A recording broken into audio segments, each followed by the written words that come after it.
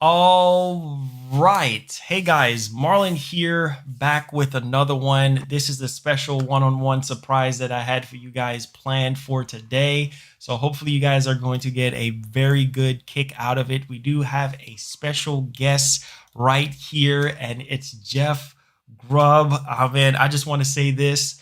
I appreciate everything that you do for the industry. So could you go ahead and introduce yourself, let them know who you are, what you're about, and how long you've been a part of the industry? Absolutely. Thank you for having me on, man. I'm really happy to be here. I'm Jeff Grubb. I write for GamesBeat.com, which is a part of VentureBeat.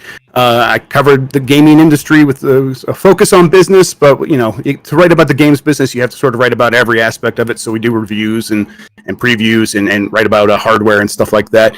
Yeah, and I've been just been hustling this not E3 season, and it's been working out. So I'm glad to be here and sort of talk about that and whatever other topics come up. I'm excited. Okay, that's good. That's good. And so, like, how long have you been writing? Like, how long have you Um, been like doing this whole journalist thing? it was I'm ADHD as hell, and that made it hard for me to like put myself on a timeline before all of this COVID stuff. And Yeah. now it's like when I think about time, it has zero meaning. It means nothing. Like I used to be able to like, oh, if something's going to happen in the next 2 days or it happened 2 days ago, I'm like, oh, okay, I kind of have a pretty good idea of that. Anything outside of that was cloudy. But I've been looking back recently because I'm like, I have been writing. There's a lot of like stuff that happens in gaming where stories will come up and it'll remind you of something you've already written if you've been doing it long enough, and that's happening more and more with me. So I went back and I kind of like really got started professionally, like it was my day job, and I was able to like quit my other day jobs in like 2012, 2013, and that was Dan Shu, who used to run Electronic Gaming Monthly. He was Hmm. he went to work for VentureBeat after I volunteered with him at a different site, and he needed some help, and I stepped up, and he was like, oh yeah, I'll start paying you, and then a few months later he like brought me on as like a contract worker, and been doing it ever since. So I remember my first story was like the Mass Effect. I think Mass Effect 2. Oh, it must have been Mass Effect 2 or 3. Maybe it was 3. The face transfer from one game to the next wasn't working for most people, and I'm like, hey, I'll write that story for you. And he was like, okay, yeah, go ahead. And that was like my first paycheck from them. But even before that, I was kind of volunteering at a bunch of sites, trying to get stuff off the ground and getting experience, really, because I was bad at this when I got started. I was no good, so it took a long time to like figure things out. And but hey, it worked out, and now I'm here, and it's still a really fun job. So I'm happy with it. Oh, nice, man. Nice. Yeah, I've been a part of the industry myself since 2005, and literally been going to E3 since 2007, all the way up Wow. until we had that little situation there. And honestly, I started my own website because, well, I didn't really like the way how certain things was kind of going with like reviews and certain things, like how they review stuff. So I just say, you know what? I'm just gonna start my own website. So I Yeah, started that's the with way to this do it. one. Yeah, I started with one guy before, and we built something, and it was called Game Fanatics. And then we moved from there, and then I started my own stuff with just me, GamingRealm.com. That was like back in 2013, and from there, start writing, start reviewing, start traveling, and man, it's very busy. And then in Hmm. 2014, that's when I started this channel, and then got in a car accident in 2019, early 2019, and messed up my back. And then I ended up leaving my job, and then started this full time, which I was already doing it, but part time, but actually started doing it full time. So yeah, I love the industry, man. Love everything Yeah, about it, same. and it's amazing. So let's get down to the nitty gritty, man. I really want to ask you about the PlayStation 5 and how excited you are for it, and what you can share with us, like based on things that you have experienced, based on things that you've heard, and basically the pre-order shenanigans, right? That we've been hearing about. Like, I just want to hear your full scoop on the PlayStation 5 and just leading up to this whole PlayStation 5 marketing and everything. Yeah, sure. So I'm very excited. I think like everyone else is. It's a cool time in the industry whenever new hardware is coming out because it's all about possibilities and excitement and a lot of a lot of gaming fandom is a lot of times just like looking forward to what's next because things change so much. Like nothing's ever going to be movies. You know kind of what to expect from the movie. You're like, oh, I can't wait to experience the story. With gaming, it's like things could fundamentally change on how they even work or function or are made, and that new consoles fuel that. They're the thing that powers that progression. So it's really easy to get excited about what's coming next. So just like everyone else, I'm looking forward to it. As for what's going to happen when things, I think like we could start with the release date and the pricing thing. To me that just seemed like it was one rumor that got out of hand. Right? It was like people are so like thirsty for this stuff that when someone started saying a date and it was a person, I think it's someone who's gotten stuff right before. Yes. So when that sort of thing happens, it starts circulating and playing that game of telephone. And a friend of mine was saying it's like Chinese whispers. It's like where there's just so many people repeating it. Eventually, it starts echoing back at you from places where you're like, oh, well, if they're saying it, they must have done the legwork. They know this is real, right? Yeah.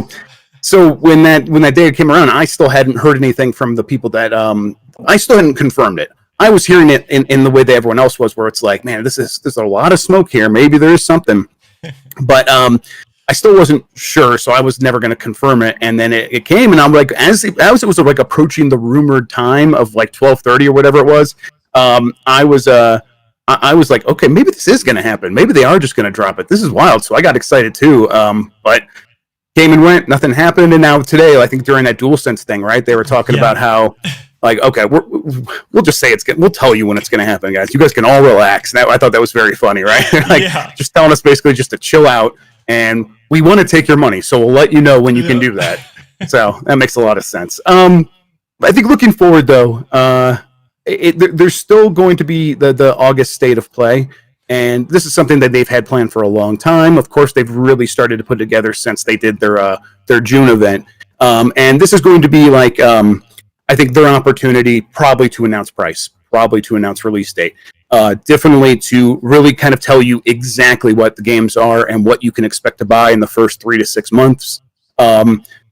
Give you more details about like Miles Morales and exactly like where your expectations should be for that game. To tell you the price, tell you where you can go pre-order that stuff. Probably to talk about their PlayStation online store that they started setting up in the last few years. They're going to probably say, hey, go. There's reasons to pre-order from us, and we'll ship it right to you and all this stuff.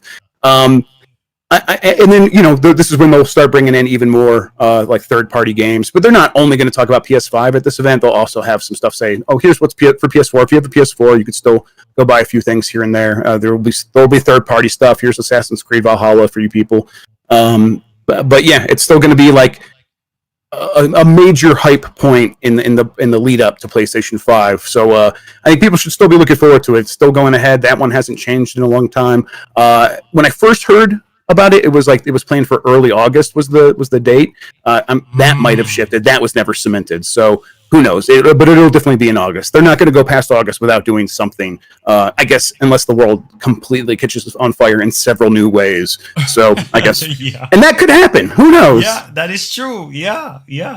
I think what I really hope for, because I was hoping that they would have something this month. Do you think that there's anything this month? Because I know Microsoft is going to have, which we're going to talk about that with their, Series X showcase.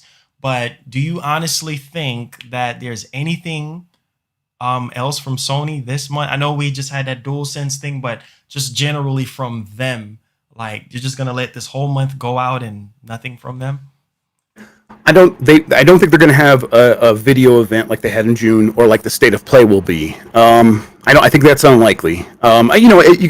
We just had a Jeff Keighley going over the DualSense thing. That was a thing. That was part of it, right? So I think they would count that. If you asked them that question, they would probably point to that. I think if you're thinking like, are they going to announce even more games? No, they're not yet. Are they going to like show the back of the box? Maybe they might have a blog post about like, oh, here are the inputs and outputs, and here's a special connector for the future of PlayStation VR. And we'll talk about that more at a later date. But know that this is here and stuff like that. Yeah. That's the kind of thing I might expect to happen through this month. But It is July and it is summer, and video games are still like selling very well, and people are stuck at home. But at the same time, it's been a long, hard year for a lot of people, and that includes the people that are working at Sony. And if they are going to have a month where they sort of collect themselves, sort of like let some people maybe have a little bit of time off, and then come back and really rear it up for this August thing, because once that August state of play happens, it is a sprint to the release of the systems, and then it's a marathon starts after the sprint. So if they're going to have a breather, like now is the time to take the breather, and also like really figure out and cement that strategy going forward. So overall, I think like the simple answer to your question is probably don't expect much in July. Maybe a blog post. Maybe a blog post. Yeah, because I know they were trying to match Microsoft with their Xbox 2020, just having something every single month. Microsoft didn't have anything in June. Right. So I was like, okay, well, July makes sense. And then, of course, August. Now, okay. So my whole thing is, like, as far as the DualSense, what's your initial thoughts? I don't know if you had hands-on with it yet, but judging from what you've seen, what you've heard, like, as far as the DualSense, do you think that it's really going to change the way how we play video games with a traditional controller in mind? I doubt it. What the competition is doing. Yeah, I doubt it. I think it's going to be a good controller. I think it looks nice. I like the way it looks. I like the style. I'm excited for the haptic stuff. I like HD Rumble. Haptic stuff is in. If you have a smartphone, I guarantee you already have the same haptic stuff that is in this thing. So you've experienced it before if you play any games, and there's some like games specifically made to like take advantage of that on mobile. So if you want to experience that, and I think even the company that like has the patents on this haptic stuff, they have an app where you can like mess around with like the different feelings, and you can get a good idea of like how the DualSense is actually going to operate by looking for that. But and like resistive triggers, I think that's cool too. I think there's times it's going to feel very immersive. I remember like early on when I was writing a review for Forza Motorsport when it came out to Xbox One, and that was like they were just like kind of doing slightly better rumble and more placed rumble like in the triggers and stuff. So it's not even up to the same level of what PlayStation 5's DualSense is talking about. But when you're like going around a track in Forza Motorsport and your tires are like skidding along the road and just barely gripping the tarmac, and it's like you could see it on the screen, kinda, but the way you really actually interact with that game and you interface with it is you feel it in the triggers. You feel the sliding across the asphalt and the sort of like slight bumping off, and you know that like once it starts rumbling, like it has a good grip, that the tires have firmly planted, and now you can hit the gas a little bit more and pull out of that turn, and that is very cool. I love that. It's very immersive, but it's like it gives more information to the player. And if that's the kind of stuff they're going to do with this, I think that's great. I don't think it's going to change the kinds of games that get made, though. I think that's kind of like how it feels or anything like that. Like, I mean, because I was really hoping, like, based on the things that I was actually hearing, like when you're firing a weapon, you can actually feel it at the left side of the controller.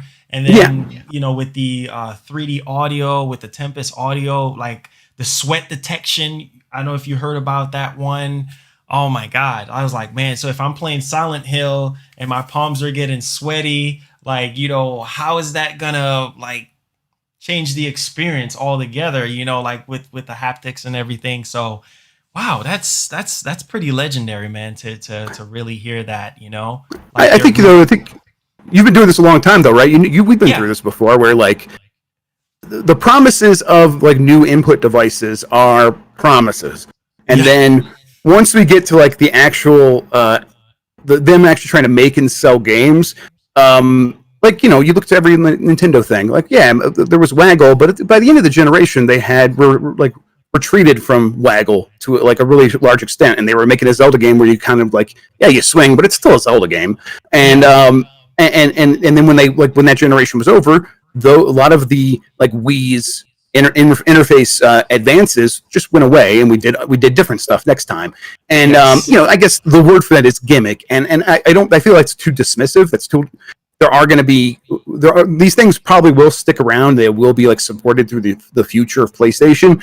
But I don't think that they are going to rise above the level of like the gimmick that we are used to as gamers, where before a system's out and we're talking about stuff like the controller, because it's not the controller. We stop talking about controllers the second we get them in our hand and actually use them to start playing games. That's when we start talking about games and never mention the controller again, except to say we like it or not. But like before we have it, it's like this very exciting thing that's like, oh, what can it do? What is it going to enable? What is all this stuff it's going to unlock? And I just think that is part of the marketing. At least that's been my experience, right? Since over the years, we've seen that it's part of the marketing. There's a lot of promises, and then it doesn't necessarily change all that much. I don't think most people want it to change too much. They just want to play their games that they've already liked, and new versions of that with the new controller. And I think that's going to be fine. Okay. Now, something I wanted to ask you about really is backwards compatibility. I know I see you guys. I'm looking.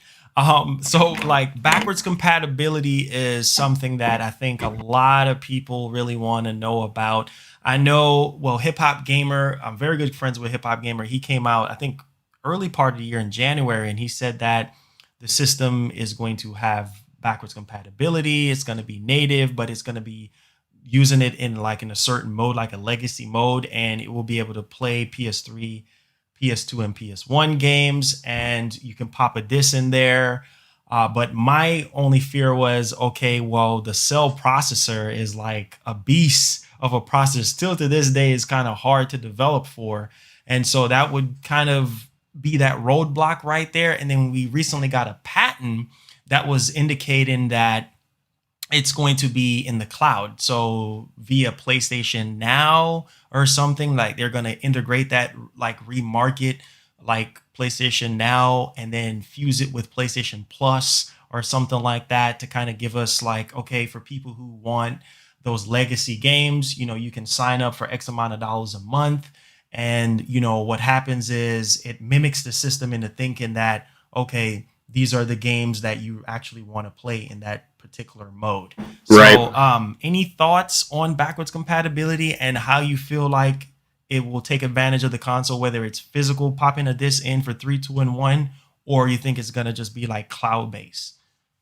If I had to make a bet today, I would say it's going to be cloud based. And I think there's I haven't confirmed this one way or the other with like direct reporting, but there's a lot of circumstantial evidence, isn't there? Like they haven't mentioned it. One, that's a pretty big sign, right? That if they supported all these games natively, if all that stuff was in the box, they would have mentioned it by now, I would think. Beyond that, they keep saying that they believe in generations. That has been one of their most repeated phrases. And there's a lot of good things that go along with that. A lot of people are excited about the idea of just like, I only want to play what is capable on this next gen hardware that I'm spending a lot of money on.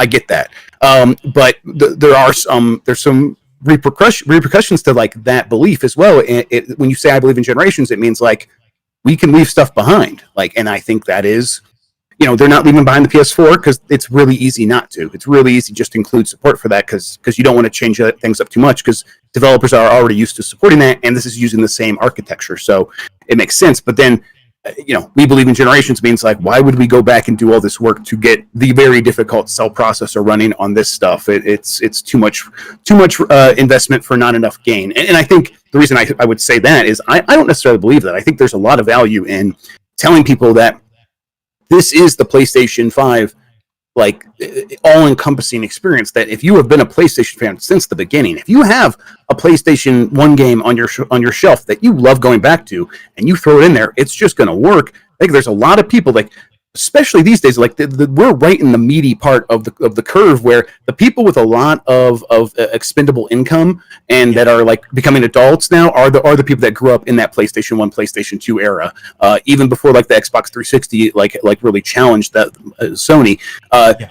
Those kids have grown up and they are controlling the conversation around games and trying to like say that this is going to be the all-encompassing PlayStation experience to them has value, but I don't think Jim Ryan agrees with that, and Jim Ryan's in charge. I think Jim Ryan has said, like, this is more circumstantial evidence that, I look back at old Gran Turismo games, and I think they look like, who would want to play this? I'm paraphrasing him, but that's basically what he said. And I just think that, to him, the value of releasing a new hardware is to sell big new games that are going to make hundreds of millions of dollars, and anything else is kind of like is an opportunity cost, taking away from the opportunity to pursue that big money instead. So I just think that if you kind of put all that together and you look around and you're like, Well, they haven't mentioned it. I think that if they haven't mentioned it by now, it's because it's not there. And instead, they will come out and they'll explain like, hey, if that's the stuff you care about, we have a solution for you, and it's in the cloud. And maybe that's going to continue to be great. Maybe that'll work, and maybe that'll solve a lot of people's issues, and we won't ever talk about this again. But I have my doubts there. I think that the Microsoft pursuit here is probably a little bit better. What you mean like from backwards compatibility with what they're doing? Yeah, in terms of like talking about that all encompassing, like if you have the Xbox Series X, like all your Xbox games are going to work. And now not every Xbox game works. Like, so there are some original Xbox or 360 games that still aren't fully supported, but enough of them are that people think like, if I have a library of these games, I'm just going to get the new thing, plug it in, and that's like, I already have thousands of games that work on this thing. So, I still, it's not going to hurt Sony all that much. I just think that in this particular instance, in this column of like trying to decide who's winning, I think Microsoft's doing it slightly better. Slightly better. So, okay. So for instance, because one theory I had in my head was, okay, I see it more being a cloud thing, but I think a lot of people was kind of upset at the fact that it's just PS4 right now. Some people are happy with it, but if they just say quote unquote, they don't have backwards compatibility for 3, 2, and 1 at all. Do you think that it's going to be sort of like a deal breaker? Like it's going to hurt sales? No, it's the so it's simultaneously a good thing for Microsoft that they're doing it for Xbox, and also not a bad thing necessarily that Sony isn't. It's like it's a weird thing. Like it's all about like the story that each company is trying to tell. Sony is trying to say we believe in generations, and we have all these reasons why the next gen games are going to blow you away, and that's what we're talking about. And we think that's what a lot of our fans care the most about, and I think they're right. And then I think Microsoft's saying that if you come ahead with us and want to bring all the stuff that you've already bought, we're going to support that. And this is going to be an ongoing ecosystem that feels very contiguous from one generation to the next. Come to us, and we're going to support that as well. And then also, you're still going to get some amazing next-gen games. But when it comes down to like a time, like no one's going to go to Xbox Series X from PlayStation 5 because of this single thing. It all just becomes part of the of what we tell ourselves why we're going to spend this money. Really, you're going to go spend $500, $600. It is nice to say, well, there's a bullet point right there where it's going to support backwards compatibility. I can read it right on the back of the box. It says it right there. That is one of the reasons why me spending all this money makes sense to me. And if it's not there, it's not like you actually put it in the con column on the pros cons list. You actually just forget about it, and like you put another thing in there, and that becomes the reason why you're buying it. And it's like, and then once you own the system again, it's like, what do you really care about? If you're someone who really just cares about these first party Sony exclusives and then playing like third party games with your friends, this system's going to be great for that. So like, and I think that's a huge audience. Like, you're going to be just fine. You're going to be just fine. Yeah, that is true. Now, price. We've been getting a lot of rumors on price, man. I mean, me personally, I'm standing behind $399 for the digital one, because I know $399 is a price that I know that worked for Sony very well, especially with the PlayStation 4. So I don't see why they wouldn't go that route. And $500 for the higher end one with the disk drive in there. Now, I want to ask you what your expectations are for the price, as well as, do you think that Sony might just shock us with price, like just give us something way less than what we're thinking here somehow? Okay, let's man, I love the 400 500 reasoning there. I agree with it. I think if you and I were in charge of Sony, and it was up to us to like design the PS5 from years ago, I think we would have said 400 500. Like having two options at 400 500 makes a lot of sense. We shouldn't do everything it takes to make that happen.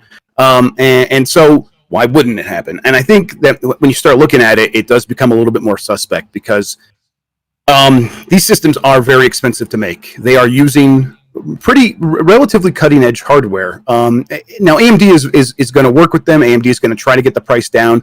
They're only going to be able to drive it down so far. And if we look at if we try to compare it to like comprehensive or comparable PC hardware, even if we're talking about a Ryzen 3 chip, which is the entry level CPU from AMD, that's $100. And I think I think the one that's in the PS5 is actually a little bit better. It seems like it's closer to a Ryzen 5. And then we're talking about $200 just for the CPU, not the motherboard, not the GPU. And the GPU is not the memory, which memory is getting very expensive again. The SSD, the whole infrastructure behind the SSD. So these are going to be expensive components. It's going to be a lot to make. I think that rumor from a few months ago that it's going to be cost $450 to make. I think that's probably right. And I think that might even be underestimating it. Now that's assembly cost. That's how much it costs to put the pieces together. That's not how much it costs to include a controller. That's not how much it costs to box and ship. And you say, how much can that cost? Boxing is $30 per unit. It's super expensive. It's gonna be more than $500 probably for Sony to actually get a unit to each individual person or get it to the stores, right? That doesn't mean they have to sell it at that price. They could take a loss, and that's where I think they're probably debating it. I don't think they want to take a loss. I think if they look at their own history, they will see that they are the company that succeeded because they were the ones in the best position to cut price whenever they needed to. That's how they broke into the industry. They compared themselves to the Sega Saturn, and they came out at $100 less. And Sega was already barely making a profit, so Sega's shit. Well, we'll cut prices. And then Sony's we can still cut prices again, so we're going to cut prices again to stay below you. And Sega's well, shit, and we'll keep doing it, but now we're losing $10 million every month or something like that. And Sony wasn't. Sony was fine. It was they really architected that system to ensure that they could continue to cut prices. They're not going to be in that situation this time.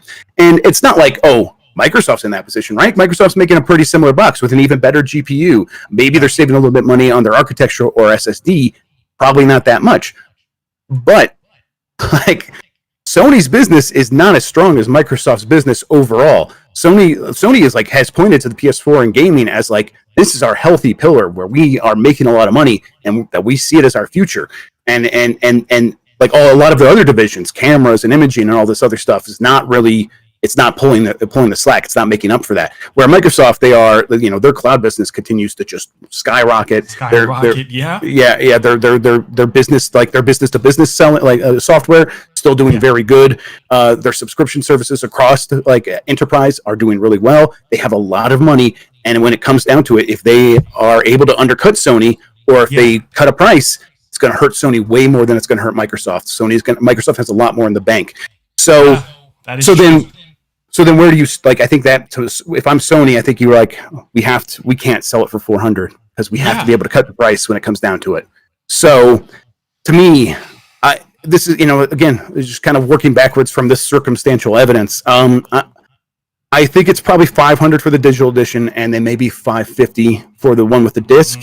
I think if they try to get down to $450 or $400, we're talking about it doesn't include a controller or something like that. And I don't know how they do that because I think you need a DualSense for PlayStation 5 games. Yeah. So, and Microsoft doesn't need that. Microsoft's fully supporting their last gen controllers where you can just take an Xbox One controller and play all Xbox Series X games with it. And so they could sell if this Xbox Series S comes out and it's a 1080p machine for $300 without a controller, and you just use the controller you already have, that's man, that's tough. So again, Sony's going to feel the pressure to make sure they are good on price. But I think it's going to be really hard to get below $500 for them, unless they're just going to say, hey, this was our war chest of money. We made a lot of money with the PlayStation 4, and now to ensure that momentum keeps going forward, we're pot committed. We're putting it all in, and this is the money we're willing to lose to make sure that we have a really strong price. And then we're going to focus all our efforts on reducing the cost to produce the machine over the next year. That's possible. But man, I would be surprised if it comes in anything below 500. And also just I think because of the economy, a lot of people are losing their jobs. Yes. But those people are not the people they're trying to sell a PlayStation 5 to right now. When it comes to when it comes to the audience that will be there on day one, it is people that are still going to have money. And these are the people that have an entertainment budget and not much entertainment to spend the money on. They don't have movies. They can't go to live concerts. They can't go to festivals. They're not going to go to a bar with their friends, really. This is a lot of money that people that still have jobs are sitting on and want to spend it somewhere. And when you tell those people, well, it's $100 more than you were expecting, are you really not going to buy it? Because this is the one entertainment thing that is going to continue to get supported in this weird world that we're in. Those people are not going to hesitate. They are still going to buy this thing, but whether it's 400, 500, or even 600. So I don't think that going out of the gate, they're going to be able to drive the price down too much. I don't think that is where their mind is at. I think they know they're going to sell every PlayStation 5 that they make, and I think they know they don't want to take too huge of a loss. So, yeah, I think 400, 500 sounds good, but it doesn't sound realistic at this point. Yeah. Yeah, I understand that. We got a super chat here. It said Sony should sell this for $600. The PS3 was a beast computer valued at $1,000, and they sold that too cheap and took too much of a loss. I think $600 it's gonna be tough. It's gonna be tough. I mean, because look at the One X selling for $500, and that didn't sell extraordinarily well at $500. So. Yeah, $600 is too high. And I know a lot of people are saying $700. I'm like, no, there's no way. That is just too much money. Especially you got to keep that realistic mindset because of the pandemic and everything that's going on. So I would say $550 on the high end. Now, as far as like storage options, I know this is something that people have been asking about. Yeah. Do you think that they're going to have like different variations when it comes to storage options, or is this just going to be that, what's it, 825 or 865? 856, 860. I don't know the exact number either, but it's just going to be that, right? And I think they explained it when Cerny first talked about it. They picked that number because that was the size that worked very specifically with this architecture that they're making. It like divides in the exact correct way so that like chunks of data can move across the architecture in the fastest way possible. So it's not like they could just go throw another hard drive in there. They'd have to throw the exact same one in there, I think. And so I mean maybe they put two in, but I think that's highly unlikely. I think that if they were going to do that, instead they would just actually, slap their name on the external version of that and sell it to you, and just say, "Hey, go buy it from our partner Seagate or whatever." And right now, here's just the digital option and the regular option, both with the exact same SSD. I don't think that. I mean, to me, as like if I were marketing this thing, I would be like, "This isn't great." I think people like to see the bigger number of the hard drive, especially for an all digital version. But I just think that's the reality of the system that they made, and there's a lot of benefits to that. But this is going to be one of the negatives. Is you're going to have this weird number sticking out, and it's going to be the only option. And in the end, you probably don't even put it like the 865 on the box or whatever it is. You just say this is a PlayStation 5 because it is going to. I think it's going to confuse some people. So, yeah. That is true. And I know, or I would say not about 2 months ago or more, that there was a not price, but it was leaked with the price, but it was like a release date. And I think Sony came out as like, nope, it's not going to be October. But what's up, Big Cloud? When do you think the PS5 is going to get released? Like a month in particular, or like a window? Because I know we've been hearing November 20th, November 15th, but I don't think it's going to be October. I know a lot of people was like, well, maybe Sony is trying to release the PS5 before the Series X. I think it's November. I think just because I think when you like the new story just came out from Nikkei, where they're talking about Sony thinks they're going to be able to really meet demand and then actually produce 50% more than they were originally planning to. So now 9 million PS5s. Part of that production though is going to be like whether or not they have enough time to do it. And if they're trying to have enough at launch, I think you give yourself as much time as possible, and I think that's why you put it in November. And that also makes sure that you give the games as much time as possible. Yes. You also give people time to continue to save up money, and it's not like the hype is going to go away if it's not in October and it's in November instead. People are just going to get more excited and more amped up for it. Even if the Xbox Series X does come out in October, which I also think is unlikely, but even if it does, I think that most people have decided already like what they're going to get. Most people that are going to buy a console at launch have already decided. This is not a time to like win people over, really. It's the time to ensure your most dedicated fans that they're going to be happy with the money they spend, because it's going to be hard to get a console because they're going to sell out really fast on both sides, and there's not a lot of like unique software at launch on either side. I mean, even if you count Miles Morales, which was that a launch game? I can't remember. It's a launch game. That's the one. And like Ratchet and Clank was the one that's like launch window, like for 6 months maybe. Okay, so you got a couple of games that you can look forward to, but it's not like it's Last of Us Part 3 or the next Uncharted game or whatever, stuff like that. When that stuff starts coming along, that's when you do bundles and you try to win over new people that haven't made a decision yet. But for now, you're just trying to win over a very specific set of dedicated fans, and whether or not you come out before the other system by a month is not going to make a difference in that battle. It's not by the time you're speaking to that wider audience, no one's going to remember which date either system came out. No one's going to be talking about that anymore. So it's not really that much of an advantage. It could be exciting. It would be very cool. Like, oh, look, they're trying to one up each other and all this stuff, but it's not going to be a deciding factor in this battle between these two companies.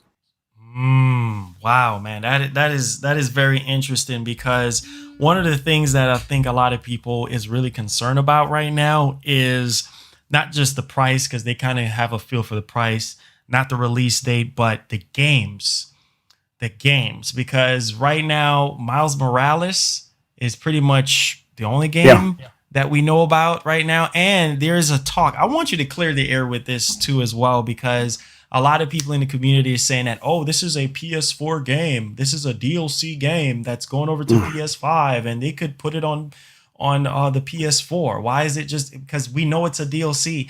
I think that's besides the point. When Insomniac came out and said, hey, look, this is built from the ground up for the PS5, and they did mention some stuff from PS4, but it's just the direction that they're going with the art style, with the characterization, with the 4D scans, with the spline hair. I just think that's just, with the ray tracing, that's just only possible. You would have to scale it down and get it to run on PS4, but it's not going to be what they want to achieve. So do you think Miles Morales being the only game that we know about right now, do you think that's really going to really gravitate a lot of people to the PS5?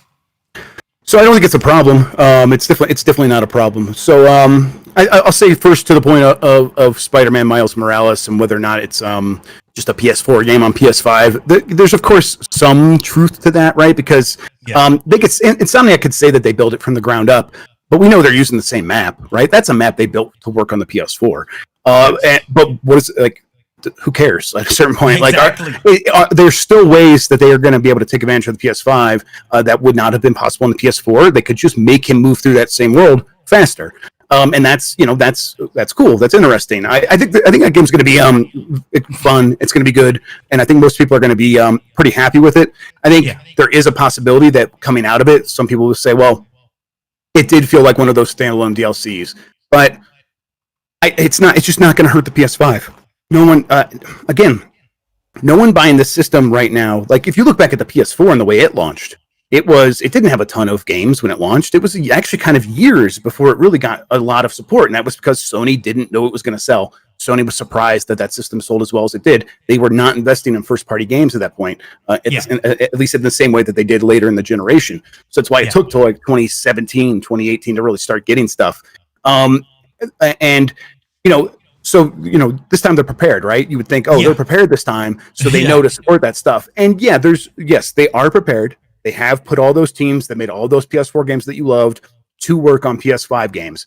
That doesn't mean that stuff's coming out in the first year of the PS5. It just doesn't make any sense. There's no reason to do that. They are, they want to sell to the biggest audience possible. And if they're not going to support PS4 with these games, which they clearly are not, that means you have to wait. You're just going to have to wait until more PS5s are in the world. It doesn't like you start talking. You look a few months back and people start speculating on what games are going to be on the PS5 in the first year. And it's like, well, definitely like Horizon Zero Dawn 2 is definitely going to be a launch game, and then it's probably almost time for God of War 2. And it's like, homies, that's just not the way this is going to play out. Horizon, they're not going to like sell Horizon to the 5-6 million people who are going to buy it on launch day, let them play through it, and then let them sell it back to GameStop and have it sitting on the store shelves used. So when that next group of people comes in to buy the system, they're just going to buy it used instead. They're not going to do that. They're going to wait until there's about 10, 12 million of these systems in the world. And that's going to take, that could happen really fast. But the more PlayStation 5s, the better for them. So like once they're ready to pull the trigger, which will probably be like the next holiday for something like Horizon, then they'll start. Then you're really going to just start to see the games pouring out, and that's when they're going to like, okay, we know these games can sell 5 million copies in the first month, and that's what we need. And they really do need that because their games are very expensive to make. They can't just sell it to 1 million people on launch day and expect to make any money. So they're going to have a lot of games. It's going to take some time. I think that's fine. I think most people, again, buying PS5 in the first year won't care. They're very happy to buy into that hype, and they'll find stuff to play from third parties in the meantime. So, another question I wanted to ask you now, and I'm guessing this gives us a little bit of ray of hope here when it comes to a price idea, because we know that we heard from Nikkei and we heard from Bloomberg that Sony just double up on production. And I know a lot of people are saying, well, they have to meet that demand because, of the pandemic, a lot more people want PS5. But I think something is going on behind the scenes when it comes to the price. I think Sony is probably just going to shock us with a price. And I feel like once they announce the price, it's just going to go crazy. So I know that 9 to 10 million units is not enough, because this Jim Ryan said he wants a worldwide launch. That is not going to be enough, Oh yeah, no way. Yeah. Considering that they said that, PS5, they're expecting PS5 to outsell PS4 at launch. So what do you think? I mean, do you think that, I think we're going to go through a shortage, but which console do you think is going to be the first to get to that 10 million? I think Peter Moore, or is it Michael Pachter, that said that whichever console gets to 10 million first will win the generation as far as that momentum. So do you think that 10 million is enough? Also, do you think about the price as well with that? I think that PlayStation 5 will be the first to get to 10 million. I think that's pretty easy to predict. And I how important that is going to be going forward, I think is actually a little bit more in question, because we are switching more to services, and I think Microsoft's like seeing the future a little bit in that getting people into Game Pass Ultimate is going to be more important, 10 years from now than getting people to buy a console. But people, in terms of just if you're talking about the console war, which console is going to do that, and then which one's going to end up selling more over time because they got to that milestone faster. PlayStation 5, I think, is pretty clear. What were the other questions? As far as like the price with them doubling up on the production, do you think that they're going to give us a more like not just value, but more affordable price than everybody is expecting? Because let's say, for instance, it's $350 for that digital edition, and it's like, whoa, and then you get this whole new wave of people that was just kind of like expecting it to be higher. Now they're going to buy the PS5. So do you think that the price is going to be like more affordable than usual? Why they're doubling up? Or you just think because of the demand and the pandemic and more people are home, obviously, and they really want to, get a PS5? I think the logic there makes sense that, they're increasing the production and why are they doing that? Because they expect increased demand because more people are going to be able to buy it because it's more affordable. I think that all tracks. I do think that it only falls apart because I still think even if they sell it at a higher price, they will sell every single one they make. So, and they'll sell it as soon as it hits the store shelf. It'll go in someone's hands. So I think that them trying to figure out, like, this is the way pricing works, right? Like, you don't you don't look at how much stuff costs to make and then say, okay, this costs this to make, so what is a fair price to sell it for? You sell it for the most people are willing to pay. And that's the unfortunate repercussions of capitalism. But when but when you do that, like, you have to also consider the fact that you're part of a community, and the gaming community is very vocal and very intense, and they have a very long memory, and and if you try to do something that does seem unfair, like a $600 PlayStation 3, they're never going to let you forget it, and they're going to remember how they felt then. And if you try to come out with a $600 PlayStation now, that's all anyone's going to talk about.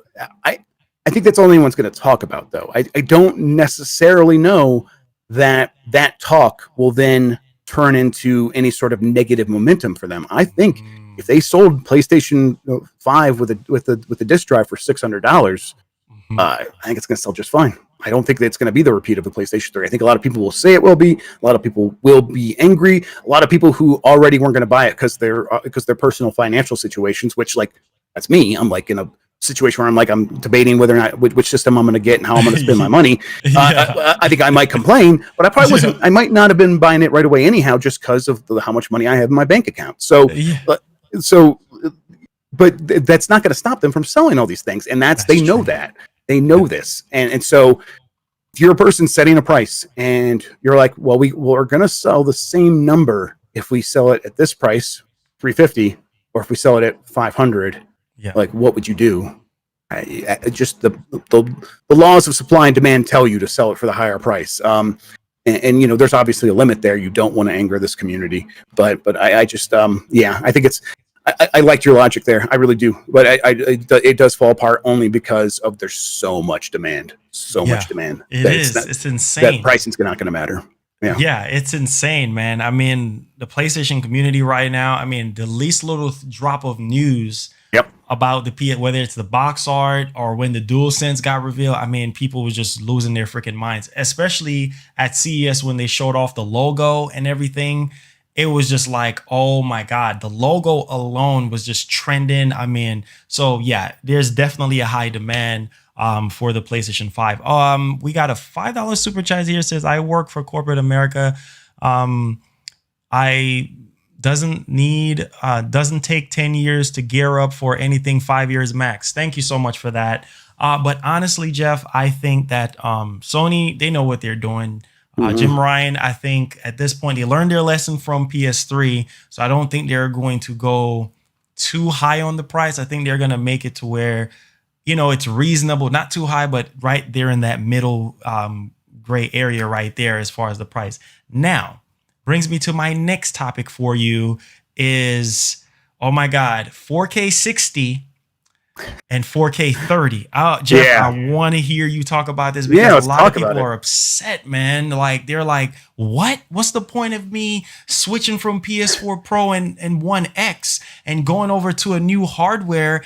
And you're talking about 4K 30 is going to be the standard without no options for 4K 60, or you're going to have to scale down that resolution in order to meet that frame rate. So any thoughts on that? Because a lot of people right now are saying that I might not buy a PS5 and Series X because I can't get 4K 60. So I think thoughts on that? Yeah, guys, if that's you, if you're still someone saying that in the year 2020, come get a gaming PC. Like, it's that simple, guys. You get the choices there. Like, look, I mean, you're still going to play your exclusives on PlayStation. I get it, but if your biggest concern is resolution and frame rate, you have full control of that on the PC. You can lower the settings however you want, and it's up to you. Now, if you're just like, oh well, but no, I'm a console player, but I expect things from a next generation console. You should not be expecting a bump in frame rate. It's not how it works. They again, let's talk about, like, is it going to hurt sales if they sell a game at 60 that runs at 60 frames per second, or is it going to hurt sales if they sell a game that runs at 30 frames per second instead of 60? Yeah. No, it's not going to affect sales on console. It's not going to matter. So they're not going to do the work to get it running at 60. We can complain, but it's something we complain about while playing the game that we bought, and then we're going to buy the next one too and just hope that it runs at 60. It's absolutely a complaint that we all accept, and it has been fine. And they're gonna, and On the other end of the spectrum, if they sell a game that looks way better visually in still images or and running at 30 frames per second on YouTube, that does help sell games. And the way you get better visuals is by lowering that frame rate and just taking processing power away from running frames fast and making frames look pretty. The choice here is simple for developers. Like, they're not going to do 4K 60 if 4K 30 is good enough, if 4K 30 is solid and responsible in terms of like stability. It's too much work, and it's not worth it. The juice is not worth the squeeze to them. So get a PC. I'm sorry, that's the harsh answer. Yeah, of course they don't want to hear that, because you know, at the beginning part of this whole shenanigans with the console war, everybody was talking about T-flop. A lot of people don't even know what T-flop means. And T-flop is just a small portion of what makes these systems operate the way they do. It's just floating points, man. It's nothing to... Don't care about the stuff. This is not where the exciting stuff is happening in video games over the next 5 to 10 years. The frame rate, okay, yeah, I like a smooth frame rate too. That's why I do play a lot of games on PC. I agree. It's great to get that. But the stuff that we're going to get from these systems is because of super powerful and fast SSDs and a huge leap in CPU processing power. The CPU in those old systems, in the Xbox One and the PlayStation 4, are just garbage. They are trash that should have been left, and they should have been left in the dump where they found them before they ever put them in those systems. It's true. If people talk about holding things back, man, those things have held the industry back for so long. And the fact that we are moving forward to modern CPUs with 8 cores, super fast single core clock speeds, we are going to be able to do so much more in terms of simulation, in terms of complexity of world, complexity of AI, complexity of physics. That this is where the leap is all going to happen, and none of that stuff's going to be directly reflected in really pretty visuals running at a fast frame rate. We'll still get that stuff, but the leap in that stuff is going to be minuscule compared to the leap in this what the CPU is going to unlock, and the SSD, I think, to a smaller extent actually. But yeah, I'm very excited about that stuff, and that's the reason why. You're not going to care about the frame rate once you start playing these games. Not really. And if you do, hopefully they do actually put an option where you can run it at 1080p at 60 frames per second. If they include that with some stuff, I think most people playing on a TV from 10 feet away will be totally happy. So, yeah. Okay. And I think real quick, I think to this point, I think Microsoft is actually making a mistake here when they're talking about 4K 60. I think that it's I don't think it's I know that they think that's a good marketing point. But it's only going to bite them in the ass when any one game here or there doesn't meet that, and there's going to be games that don't. And it's just because you got to let the developers make the choices, and then it just becomes this conversation about how you lied or how the marketing wasn't real and all this stuff. And it's just I think it's a bad move. I don't agree with it. You know what, though? I'm going to use the rest of the time we have left to talk about Xbox, because we have a lot of stuff to talk about, man, because people been attacking me saying, oh God, listen, Phil, I love Phil, met Phil, talked to Phil, but sometimes certain things he be saying, I'm just like, wait a minute, that don't even sound realistic. So what's your take on this whole situation with exclusives? Because here's the thing. He said that exclusives is really not what gaming is about. And basically, he's not trying to lock people down to a system. Yes, we understand that. But at the same time, to say that exclusives doesn't matter at all, that's not true, because exclusives is what drives people to buy consoles.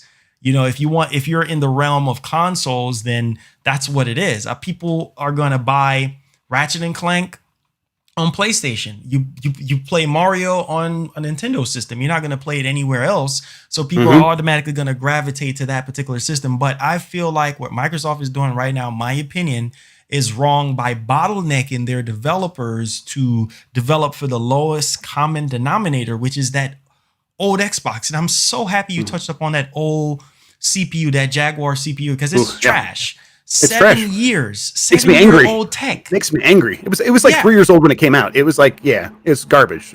It's trash. So how do you feel? How do you feel about Microsoft's approach with their exclusives, with no exclusives for 2 years, and then still having developers have to code and develop for a system that's 7 years old technology? How do you feel about that? I'm glad you asked me this because this is a topic I think about a lot, and I think that there's some misconceptions about a lot of this stuff. I think let's start here.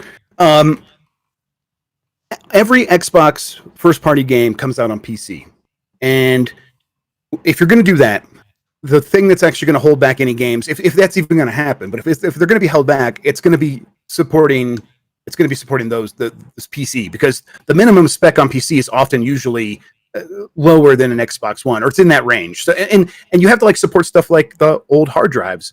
People are going to continue to use spinning platters on on PC for years to come. So if you're going to develop a game that's going to be running on PC, at a certain point, it's like, well, we have to support that old hardware. Why wouldn't we just support the old Xbox One hardware? So I think that's actually where that comes from, where it's like, it's not going to make that much difference. And they are going to be like, the scaling down the graphics and stuff is pretty easy. It's relatively easy.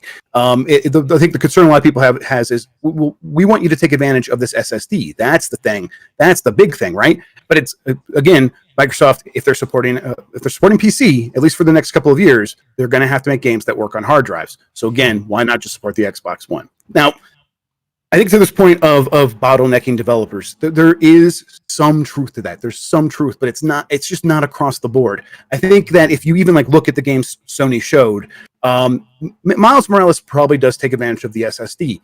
But I think they probably could have gotten that game working on PS4. Probably. I think, and it probably wouldn't have been that much different. Ratchet and Clank, no, that's not going to work on a PS4, right? They maybe by putting some stuff in RAM, they could have fudged it a little bit. I doubt it, and it wouldn't have been worth the effort. But that's one game out of like 20 that they showed.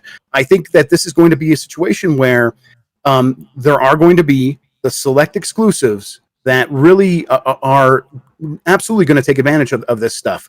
But in most situations, and in most game designs, like it's not like the SSD is like, yeah, faster loading, but are we really going to change the way the entire world works in the first couple of years of this system because we have this SSD? Maybe, but probably not. Most games are probably going to continue to work pretty similar to how they worked so far. And so does this mean Microsoft doesn't make that like one game that like does match Ratchet and Clank or whatever? Maybe, but I just don't necessarily think this means that it's going to really hold things back, because you got to keep in mind that it works both ways. If you optimize a game to work on an old Xbox One, every optimization you make there to improve performance, to get things up, comes back and improves performance on the Xbox Series X. So those games are going to run even better because you're doing the work to get these things running on a similar but older system. So there's advantages to it as well. And it's that's not to say that like, oh well, Sony could just do those optimizations but just for PS5.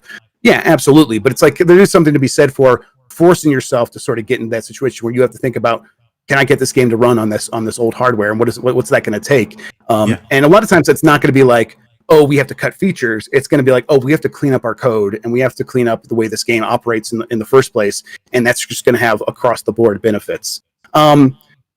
But I get people's concerns here though, because you're buying a new system, right? You're spending a lot of money. We're talking about, you and I were $400, $500, $600. That's a lot of money. So if you're going to spend that kind of money, I think you want to think like, I'm spending that money because I'm getting something that wasn't available to me before.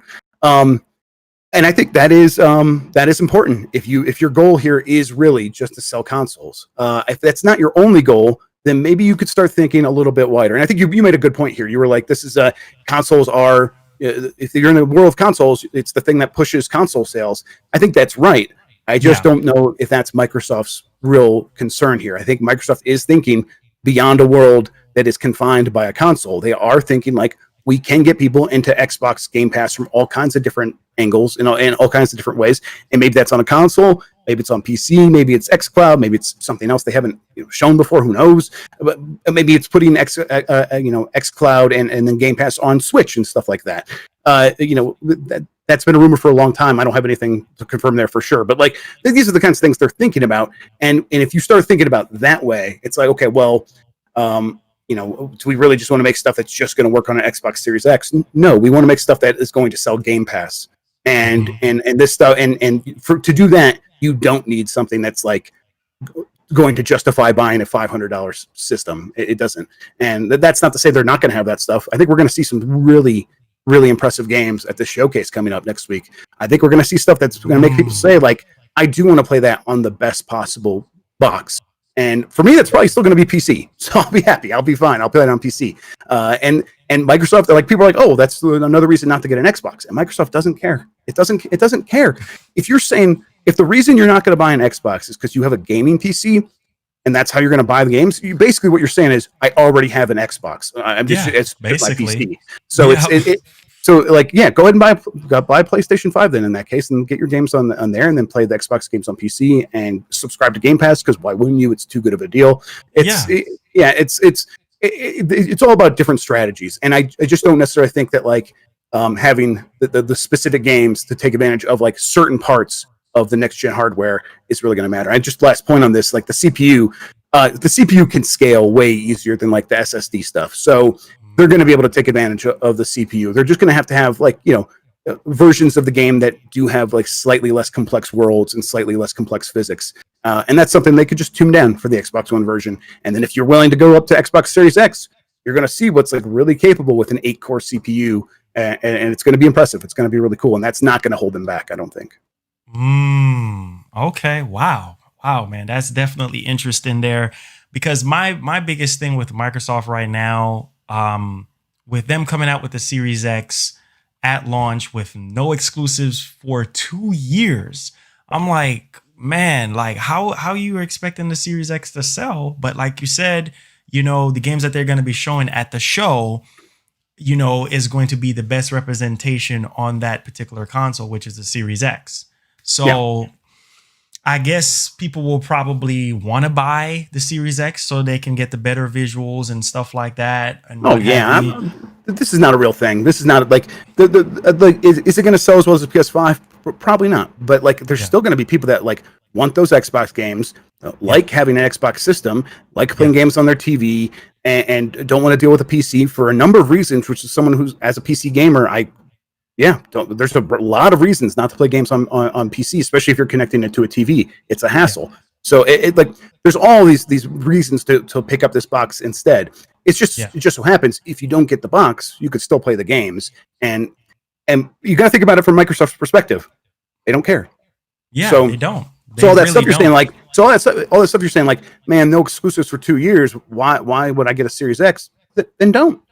They're fine if you if you end up getting the game some other way. If you just you already have an Xbox One X sitting around and that's how you're going to play them instead, they're fine with that. It's not going to really hurt them that much. And again, this is these are systems that are not going to make them a lot of money from selling hardware. Like, they're going to have very slim profit margins. So buying the games is still way more important to them. So yeah.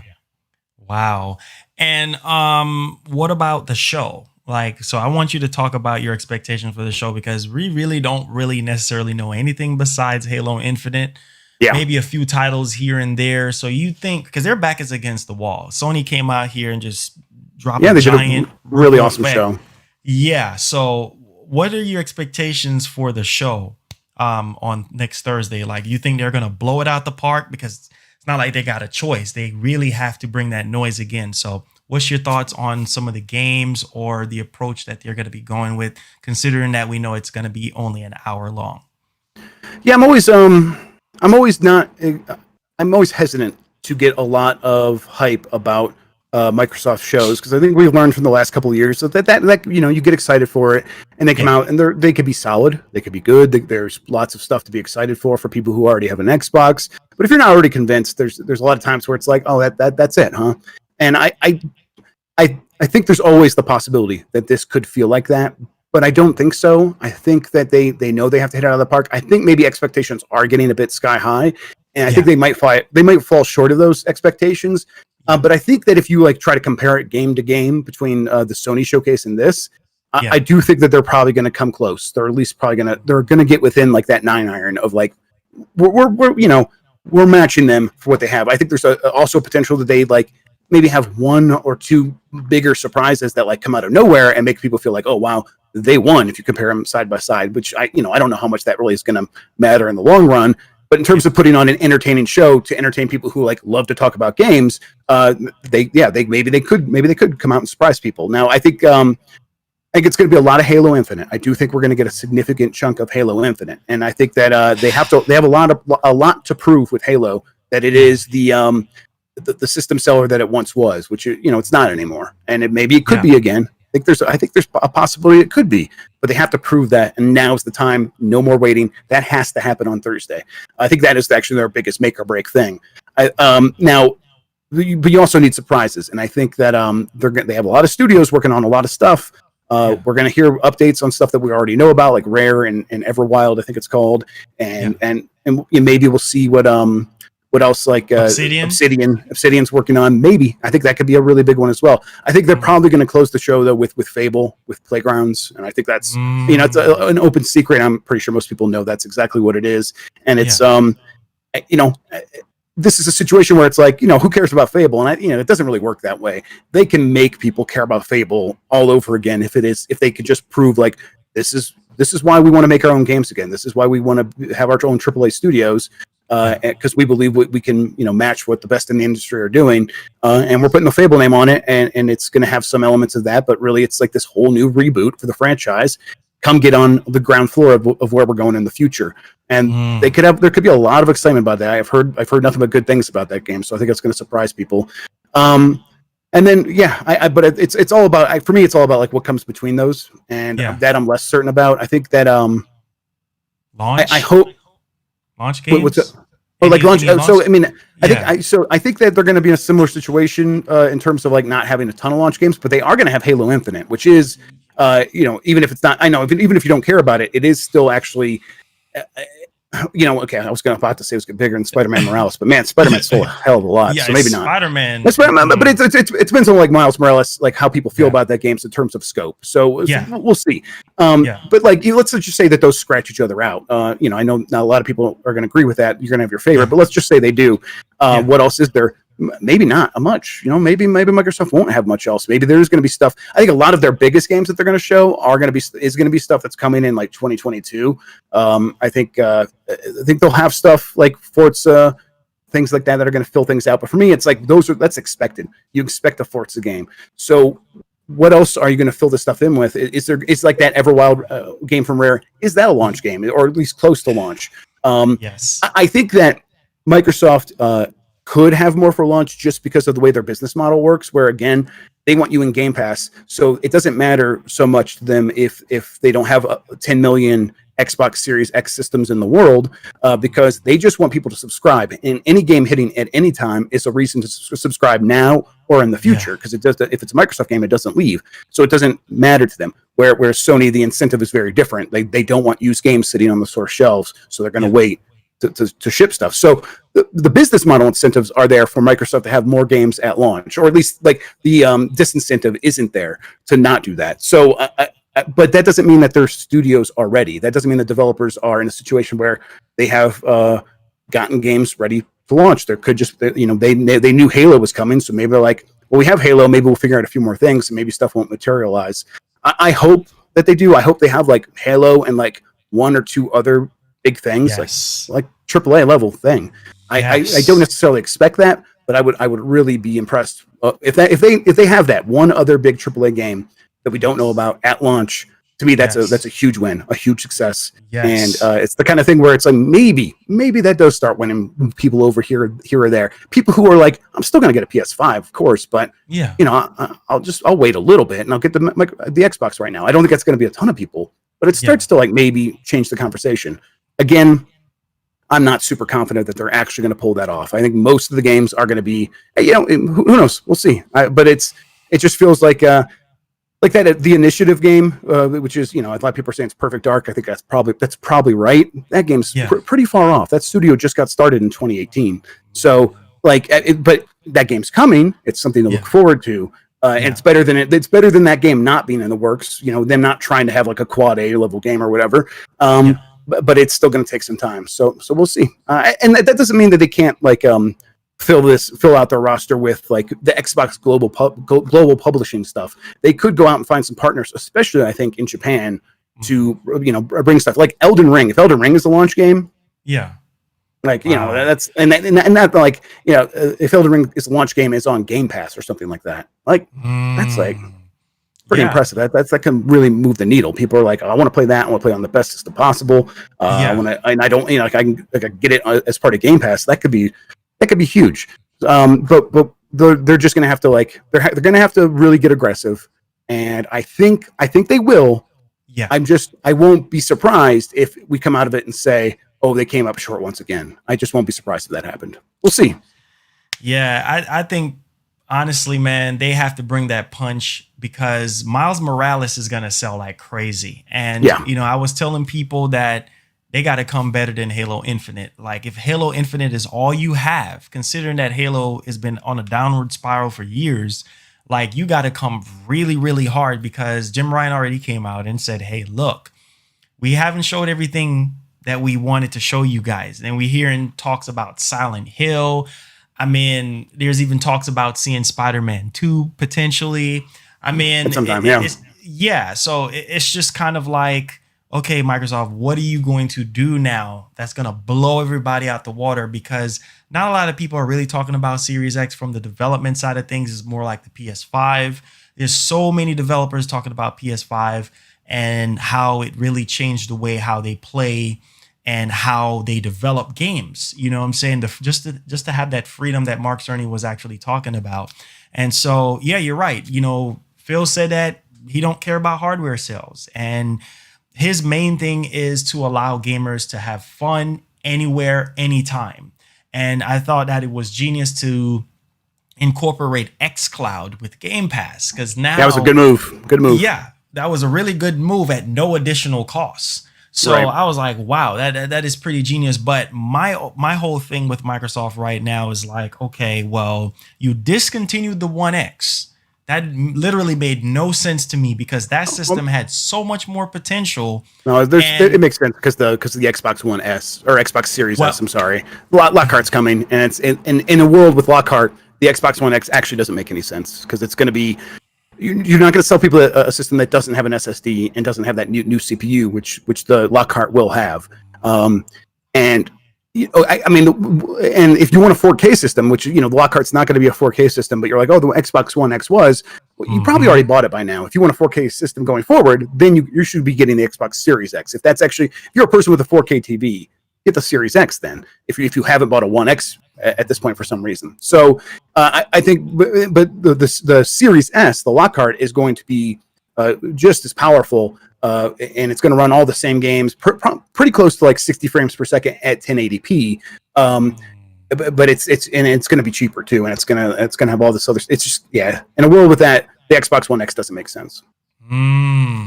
Yeah, because the reason why I said that is because, okay, you're trying to allow everybody to play all the new games that are published from, the Xbox Game Studios that is developed for Series X. You're trying to spread that across the board.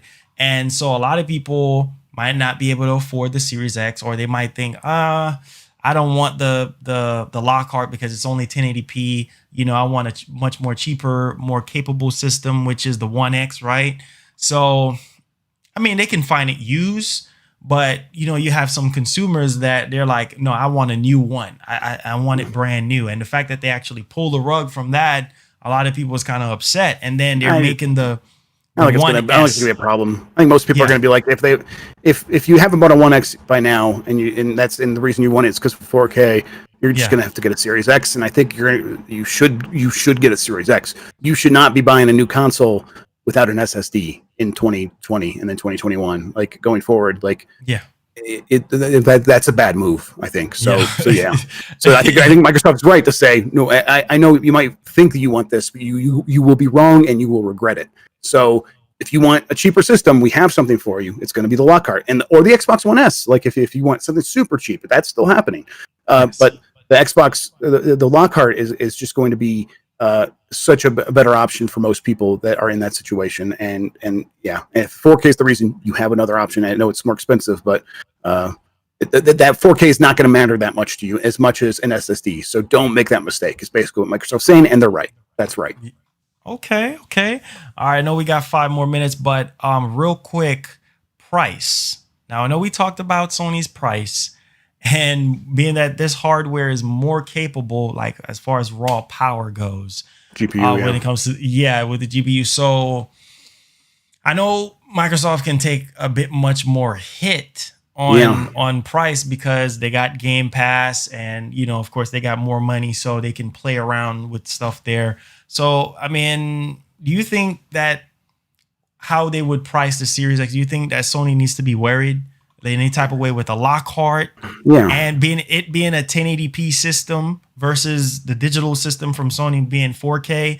Like, I mean, do you think that price is going to be trouble? Maybe that's why Sony is like holding back, playing chicken Oh, with Microsoft. absolutely. Oh yeah, yeah.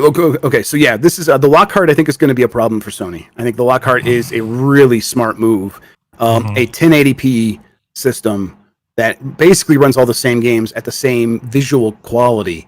And because it's 1080p, it can still support stuff like ray tracing because there's so many fewer pixels to push, and it's still going to run just fine. And it could be a lot cheaper with a lot weaker GPU. It's a really smart move because most people, most people probably do still have a 1080p TV. That might be changing, but most people probably still have a 1080p TV that they play games on. And two, the difference between 1080p and 4K when you're sitting 10 feet away on a couch is very hard to tell. And if I'm talking to someone and they are budget conscious, but they want a new system and they're like looking around, if the Lockhart is like, man, $300, maybe $300 without a controller, and they already have an Xbox One controller laying around, or they can go get one used for really cheap, I'm going to point them to the Lockhart if they're unsure. If there's any like I think I want to play some games. I think so. This Game Pass thing sounds interesting. Like, what's a good way to get in on that? Lockhart. Go get a Lockhart. There's no hesitation there. I think just from what we know now, there could be some fatal flaw that we don't realize. But if everything works as planned, it's a really smart system. But if that thing comes out and it's $300, I think, and again, I think it might be $300 without a controller, but $300 on the shelf, and PlayStation 5 for the cheapest model is $500. It's going to put Sony in a tough situation. Probably not going to hurt it too much at launch, but it might win over some people. And I think the reasoning here is, if you look back, like even after the PS4 Pro came out and the Xbox One X came out, the weaker systems continue to sell better. Most people wanted the cheaper option, especially later in the generation, right? If you'd already invested, maybe you replaced it, but most people going forward who aren't like diehard fans and buying the system for the first time, we're probably still buying the cheaper model. And so there's still going to be a lot of demand out there for something that works that way. And if it's not like if it's just like 1080p is the one sacrifice, that's an easy sacrifice to make for me, man. I think a lot of people, I think a lot of people might not realize it, but it's going to be easy for them too. If you had to tell them, tell the difference between these two TVs from where they sit on their couch, they wouldn't be able to do it. And I think that's going to be the difficulty for Microsoft. But man, putting out a cheap system out there compared to how much these other systems are going to cost, it could really shake things up. So as for like what Microsoft's going to set the price at, I think for the Xbox Series X, I bet that gets priced at the exact same price as probably the more expensive PlayStation 5. I would bet that. It would be really aggressive if they made it at the same price as the digital version, but I wouldn't expect them to get all that aggressive yet. I think they're going to keep in their pocket the ability to cut price. I think they're going to hold on to that. I think that Microsoft knows it can take more of a hit, but it doesn't have to right out of the box. And if they need to get aggressive later on, that is a tool they can use, and a tool that they have that is maybe sharper than the one Sony would have to match them, and it could hurt Sony more. So, and that's if they want to hurt Sony, and I think that that's not necessarily their goal here. Their goal is to get people excited about video games, and because that means they want to subscribe to something like Game Pass. And honestly, I think this is the fundamental truth of the way this generation is going to go, is that competition between Sony and Microsoft and Nintendo to some extent. We've seen it softening, right? I think they're all realizing that, a person who like considers themselves a PlayStation fan is actually someone who's very excited about games, and they're excited about it because of the way Sony approaches it, sure. But what are the barriers to get that person to come over and subscribe to Game Pass? And it's like, well, they don't want to buy another system. Maybe the options of games that we make doesn't appeal to them as much. These are some things that we could address maybe. And if they're excited about games, like that is like half the battle, though. Like that is it's way easier to get someone who's a PlayStation gamer, even if they're a diehard, to say, oh, why? There's this really easy way to also subscribe to Game Pass on my PC. Maybe it's way easier to convince that person to do that than it is to get someone who doesn't like games to start playing games. So Yes. the idea of like hurting Sony actually might not appeal to Microsoft all that much, because like they don't want people to be like, oh, Sony doesn't know what they're doing. This is kind of frustrating. Games are kind of, I remember back during the PS4 days when things were so fun and fun, and we got all kinds of great games. They want people to continue to be excited, because that's a person that could still want to get in on Game Pass, and that is where their priorities lie. Wow. That is excellent, man. You really dig in and really yeah, man. Oh my God. You really dig in and kind of really tear everything down. And man, I love that, because now a lot of people I've seen in the comments, they feel a little bit much more comfortable, thinking about the Lockhart and looking at the Series X. Man, you just gave a whole different outlook now on everything. And I really, really do appreciate you for your time, Jeff. I know you have to go. I know you say your cutoff time was 3:00, so we don't want to do it right now. Yep. Yeah, no problem. Thank you so much for having me on, man. This was a lot of fun. Yeah, most definitely. We'll love to, have you on some other time again whenever you're available, man. Because talking about video games, man, it's like it's our passion, Yep, so same here. where they can find you, man? I know you're playing Paper Mario. I don't know if you're playing Ghost, but where can they find you, man? Yeah, I posted a review for Paper Mario on GameSpeed.com, but there's a video of that on my YouTube channel, youtube.com/Jeffrey Grubb. You could check that out. Twitter's the best place to reach me. Twitter.com/Jeff Grubb. Reach out to me there if you have any questions. My DMs are open. If you have any specific questions you want to just get my answer to. I usually try to be pretty good about responding to that stuff. And then if I wasn't so busy with the kids all the time, I'd stream more. But when I do stream, I'm on twitch.tv/Jeff Grubb as well. So. But yeah, reach out to me on any of those platforms. I appreciate it. Okay, Jeff. Appreciate it, man. One love and God bless. And I would love to have you again on the show. All right. Absolutely. So let's circle back in a few months. Yeah. Okay, we will, man. Just to kind of bring everything in. All right. Yeah. Thank you so much, Jeff, man. You have a great one. I appreciate it. All right. Yeah, you too. All right. Bye.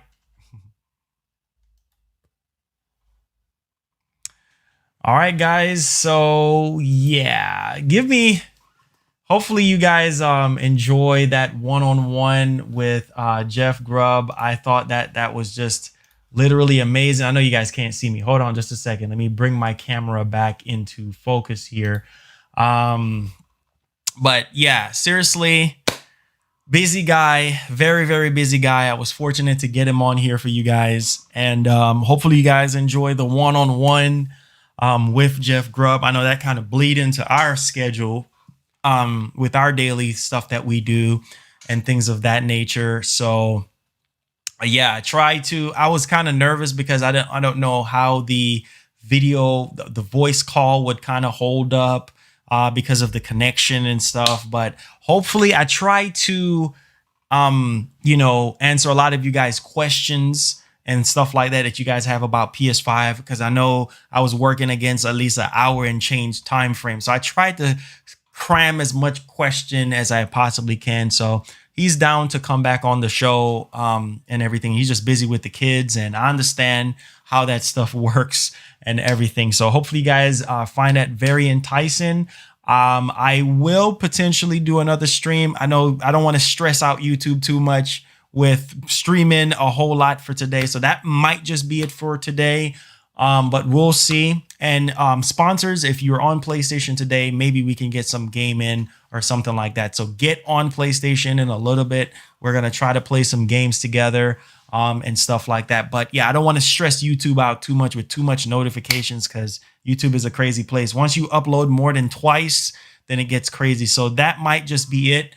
Come tomorrow for the podcast at 2:30 EST. We'll have the podcast. Okay. So make sure you guys come through, support the podcast tomorrow. It's at 2:30 EST, 2:30 Eastern time. We'll have the podcast and things like that. All right. So thank you guys so much for the tremendous support. I kept my promises. I promised I was going to have somebody with common sense, not just a little rumor person or anything, but somebody from the industry that knows exactly what's going on And it's all because of you guys supporting the show and coming and making this your #1 stop. So I really do appreciate you guys. I just got an email from a sponsor. So because they love the show. So thanks to you guys. God has been so amazing. Still can't believe you guys came out and supported that PS5 hands-on stream like that. So because of you guys, we just got a sponsorship email right now. I got to make a phone call. I got to get on the phone right now and see what they're talking about, see how we can integrate it with the show. Thanks to you guys, man. And shouts to Jeff Grubb. I will be talking to Jeff after this. Just telling him thanks and thank you guys, man. So one love and God bless. We'll see you tomorrow at 2:30 p.m. EST. All right. Peace. Love y'all, man. Y'all be blessed. Enjoy your Friday with your family.